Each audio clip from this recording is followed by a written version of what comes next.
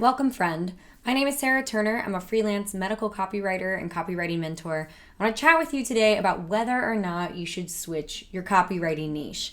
Now, copywriting niches give people a lot of trouble. I have had so many conversations with students about picking their niche, worrying about whether or not it's just the right one, and also trying to figure out whether or not they should switch niches. Now, today I want to talk with you about what to do if you're starting to think about switching niches. But before we jump into that, I want to give you some thoughts.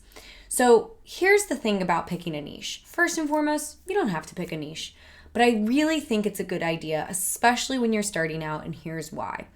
It gives you focus. First and foremost, it's going to give you the benefit of getting better more quickly because you're going to know the audience and you're going to be able to get to know the audience, the material, the niche, the entire market, and it's going to allow you to be faster, to become an expert in a particular area more quickly, and it's just really going to give you a leg up. But if you don't want to pick a niche, it really is okay. I just want you to know that I do think it is the one area that newbie copywriters get tripped up way too easily, because when you have too many options, you create what's called the omnivore's dilemma or the paradox of choice, where you have so many options that it makes it hard for you to stay focused. It makes it hard for you to know who to approach. For example, if somebody comes to me and they're like, I don't know who to reach out to for clients, and I ask them, what niche have you chosen to write in? And they say, I haven't picked one. There we go, right? So you can see how sometimes having way too many options can make it more difficult. Now, do you need to be married to your niche? No, you can change your niche. In fact, I want to talk with you a little bit today about what to consider when you're thinking, maybe I should switch niches. Because sometimes I've seen newbie copywriters make the mistake of kind of hitting a wall or, experiencing a lot of resistance in a particular area, or just having a difficult time getting started, which it is tough to start getting your first few clients, just inherently. And so they start to think, well, maybe it's because I picked the wrong niche. And too quickly, they're ready to blame the niche as the problem, when it might not be the niche. So I want to talk with you a little bit about some questions you can ask yourself to figure out what's really going on here, and if picking a different niche is what's going to ultimately solve your problem. So the first question I want you to ask yourself, if you're considering switching niches, is did you pick your original niche because it was the thing that you had expertise in from your previous work experience? All too often, people jump into copywriting and they pick an area that they used to work in. And maybe that's an area they just don't want to spend any more time in. A common one might be, real estate or healthcare. And you think, well, this is what all my experience has been in, and so therefore this must be the niche that I pick as a copywriter. I'm here to tell you that you should not pick your niche just because of your previous experience if you do not want to be working in that particular field anymore. Sometimes people pick freelance copywriting because they want to break away from their industry, from their job, and it absolutely can be that, because if you are a copywriter for enough time, you are going to be doing so much research and reading and writing within the industry that you pick that you are ultimately going to become an expert in it. So please don't pick your niche just because it's something you had previous experience in. All too often, I've had conversations with students where that's what they do. They pick something they had previous experience in, and then lo and behold, they hate it, they're miserable in it, and they're like, why am I having such a hard time? And as soon as I ask them, what are you passionate about? What do you care about? What are industries in the world that you want to, amplify deserving voices, or businesses or brands that you want to work with who you think are doing incredible things and will really make it exciting for you to get out of bed. So if you are considering switching your niche because you picked something originally because it's something that you had your previous work experience in and you're just not feeling satisfied, it's feeling like a drag, there's a ton of resistance, then please, by all means, switch your niche and pick something that's going to be more exciting for you. The next question I want you to consider is, how many clients have you had in this particular niche? All too often, I see newbie copywriters, working with one or two clients. They're not quite the right fit. They haven't learned how to identify the perfect fit client for themselves yet. And quite frankly, there's just not enough experience and numbers and opportunities for you to make a, statistically significant decision, you could say, right? Because if you've only had 1 or 2 clients, that's just not enough of a sample size for you to know whether or not you really don't like this niche. So if you've only had a few clients, I want you to hang in there and try a few more. Also, you might want to find something that's slightly adjacent. For example, when I was first writing in the health and wellness space, I started writing for literally anything in health and wellness, dentists, orthodontists, aesthetics, physical therapists, chiropractors, functional medicine doctors. And it took me a little bit of trial and error and quite a few clients to figure out that I ultimately wanted to write for functional medicine doctors, okay?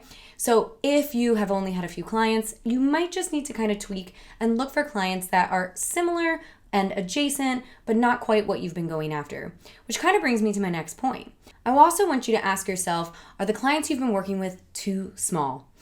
Again, another common mistake that I see newbie copywriters make is that they go after teeny tiny clients. And what I mean by teeny tiny clients is, solo entrepreneurs or individuals who are just starting their practice, their business, whatever it is, who don't have the budget or even the awareness of the importance of copywriting. And that makes a lot of sense. You're a newbie, and so maybe you're going after these smaller clients because it feels safer, it feels like a better fit. But if they're too small, like if they don't have a website, for example, and they don't understand the importance of marketing, you're gonna have to do a ton of work to show them the value of what you bring to the table. And that can get exhausting. So, are the clients you're going after too small? That's a question that's really important to ask, because sometimes the solution to making the niche kind of work for you is going after clients that are slightly bigger, or even just going straight to the top and going after the big fish. So the next question I want you to ask yourself is, what is it about what you're currently working on, where you're experiencing resistance that you're not liking? And is it truly niche related, or is it something else? For example, if you're going after 2 small clients in one niche and you switch niches and you do the same thing, you're gonna hit the same exact problem. Or maybe it's a particular type of copy. Maybe you've discovered that you don't really like writing website copy, or maybe you don't like writing emails, or maybe you don't like writing sales pages, whatever it is. But switching niches isn't gonna solve that problem. Or maybe you found that you love one particular type of copy and you really just want to focus on that. That's a good realization to have too. But take the time and ask yourself, is the problems I'm running up against, the things that I'm not enjoying, or the places where I'm experiencing resistance, is it really have to do with my niche? Or is it a problem I'm going to take from one niche to the next? The next question I want you to ask yourself is, are you considering switching niches because you think you found something that is more profitable? I want you to be very careful about this trap. Now, there are so many blogs and websites and things out there claiming that certain niches are more profitable than others. But I have seen so many students make the most obscure and niche niches, like the tiniest of niches, profitable. So please double check yourself on that. If you are trying to switch niches because you think that you can't make this profitable, you might just be bringing your personal problems elsewhere. Joe Polish, one of my favorite marketing mentors, tells the story about how he was in the carpet cleaning business way back in the day, and he asked this very successful businessman what were the profitable industries because he couldn't make it work in his industry, and therefore he was going to jump ship into something that was going to be much more lucrative. The businessman looked at him and said, "Are there other people who are profitable in your industry?" And he was like, "Yeah, there are some people who are crushing it." And he was like, "Then it is not the business or the industry, my friend, it is you. It is something that you are doing." So you just want to double check yourself. You want to make sure that you're not taking the problem that you've maybe created unknowingly. We all do it. There's no harm. There's no shame in it. The only thing is if you don't take the time to really examine what's going on, you could just be creating the same problems in a different industry. And that's not fun. And the final question I want to leave you with is to please ask yourself, what do you love learning about? What do you love telling your friends and family about? Because that is the niche in the industry that you really should be writing in. If you can figure out a way to make it work, which cannot emphasize enough, I've seen so many students make so many different obscure niches work, you will be so happy because you've chose something that is exciting to you. And passion and energy and excitement is going to outlast how much money you can make every time. I've seen so many people pick niches just because they thought they were profitable, only to burn out a year or two later.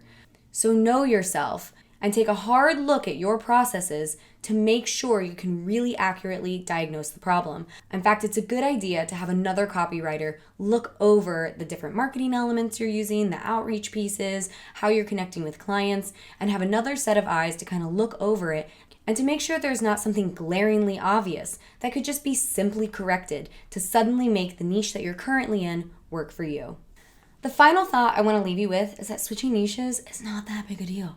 I cannot tell you the number of students who freak out about this, but ultimately it can be as simple as just changing a few words on your website, rewriting to your new audience, and then reaching out to clients in your new industry. And if your portfolio pieces are in a different industry and you want to jump ship and write in a new industry, that's okay. When I was first starting out, my portfolio pieces were all over the map. And it did not prevent me from getting that next client and that next client. And all you need to do is to keep replacing your portfolio pieces each time as you grow and get better. Remember, I love to say that your portfolio is a living, breathing thing. So don't be afraid to switch niches, but also don't bail on your niche just because things got a little tough, especially if they're a little tough at the beginning. Because quite frankly, it's a pretty tough process to build a freelance copywriting business from scratch, even as a newbie. Anyway, I hope this helps. I'd love to hear from you in the comments. Did any of this resonate with you? Did you hear any of the questions I asked and go, ooh, that might be me? I love reading your comments. I really appreciate you guys. Please don't forget to hit that thumbs up button. That's how I know you'd like to see more videos like this. And of course, don't forget to hit subscribe. Thanks. Have a lovely day.